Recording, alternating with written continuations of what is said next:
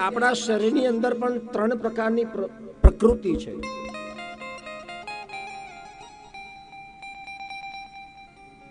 રજોગુણ, સત્વગુણ, તમોગુણ. આ 3 પ્રકારના આપણા શરીરની અંદર આ ગુણ છે ત્યાં. અને 3 ગુણના પાછા અલગ અલગ એમના ત્યાં સંસ્કાર છે પાછા. 3ના અલગ અલગ. 3 શું કામ કરે છે? રજ, તમ, સત્વ.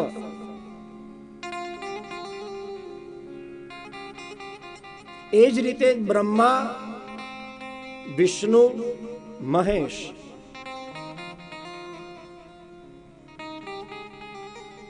બ્રહ્માજી છે એ રજોગુણ છે.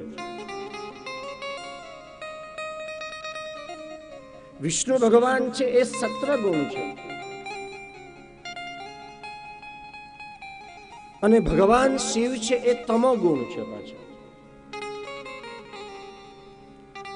રજ, સત્વ અને તમ.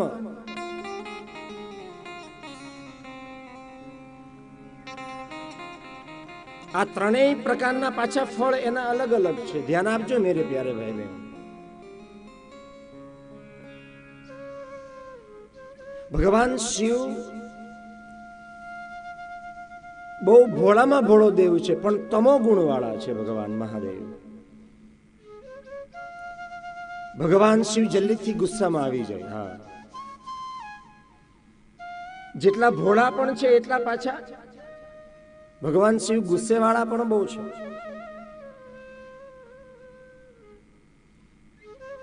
શિવ છે એ નિરાકાર છે, પરમેશ્વર પરબ્રહ્મ છે, પણ એને આપણે તમો ગુણ કહીએ છીએ. રજોગુણ બ્રહ્માજી, સત્વગુણ વિષ્ણુ, તમોગુણ શિવ. 3ના ફળ અલગ અલગ. શિવના દરબારમાં જાઓ, શિવના સાનિધ્યમાં તમે જાઓ, શિવની પાસે જાઓ તો ભગવાન ભોળાનાથને ખબર જ છે કે મારા તમારા ઘરમાં શું ઘટે. भगवान मंदिर में तुम जाओ ना तो दोनों हाथ जोड़कर भगवान की स्तुति ही होनी चाहिए. हे भगवान, तारी कृपा थी मारू जीव चाले छे, तारी कृपा थी मारू आ संसार चाले छे. बल्कि हूँ तमे आपणे भगवान ना मंदिर में जईए छे, बस हे भगवान आटलू आम करी दो, आटलू तेम करी दो, आटलू बैंक बेलेंस करी दो, अहींया नौकरी आपी दो, मारा छोकराने गोठवाई जाए, मारी छोकरीनो अहींया आम थई जाए, मारू फलाणो आम थई जाए, मकान थई जाए, गाड़ी थई जाए. भगवान ना मंदिर में जाओ तो मांग मांग नहीं.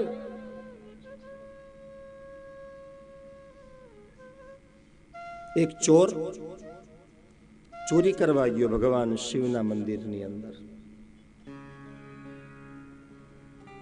सांजनो समय 7-8 वागी गया था.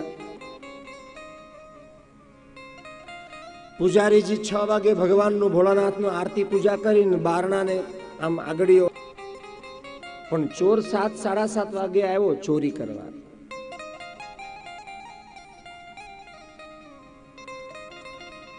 नकुचो खोली दरवाजा खोली जेवो अंदर गयो, जोयुं तो आजूबाजू कोई जग्याए पैसा नहोता मूक्या.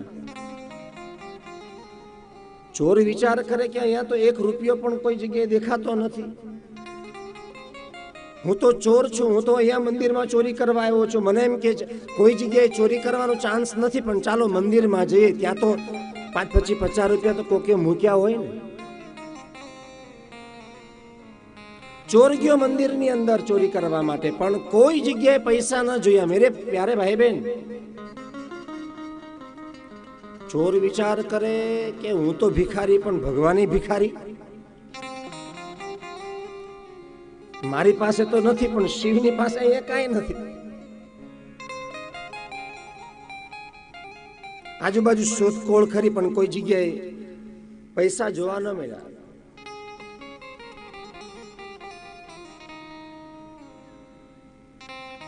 गुजराती में लखेलू लाकडानी पेटी हती, दान पेटी. चोर ने वांचता आवड़तुं हतुं एटले चोरनी नजर गई दान पेटी में. विचार कर्यो के दान पेटी में जरूरथी कंईक हशे. રાજી થઈ ગયો, દાન પેટી જેવી હાથમાં લીધી પણ કઈ હલકી લાગી, કઈ વજનવાળી ન લાગી. ચોર વિચાર કરે, અરે રે આમાં દાન પેટીમાં કઈ નથી, આમ ખખડાવી જોયું પણ એમાં કઈ રૂપિયા. આગલે દિવસે પૂજારીને પેલા જે ગામના બધા હતા ને હિસાબ કરી ગયા હતા. દાન પેટીમાં પણ કોઈ વસ્તુ મળે નહીં. હવે ચોર વિચાર કરે કે હું તો ચોરી કરવા આવ્યો છું, મારા સાંજના ઓલા 6:45 વાળા જે પૈસા છે એ ક્યાંથી કાઢવા? જાય ને અમુક માણસો 6:45 વાગ્યાની દુકાને, 6:45 વાગે 2 દુકાન ખોલે. આખો દિવસ સવારે મળસ કે 3 વાગ્યાથી માંડીને 7 વાગ્યા સુધી, 6:30 વાગ્યા સુધી ભગવાનના મંદિર ખોલતા હોય, પણ 6:45 વાગ્યા પછી બીજા 2 મંદિર ખુલે. સવારથી સાંજ સુધી ઓલા જે ભગવાનના મંદિર બંધ થઈ જાય, પણ આ 2 મંદિર સ્ટાર્ટ થાય.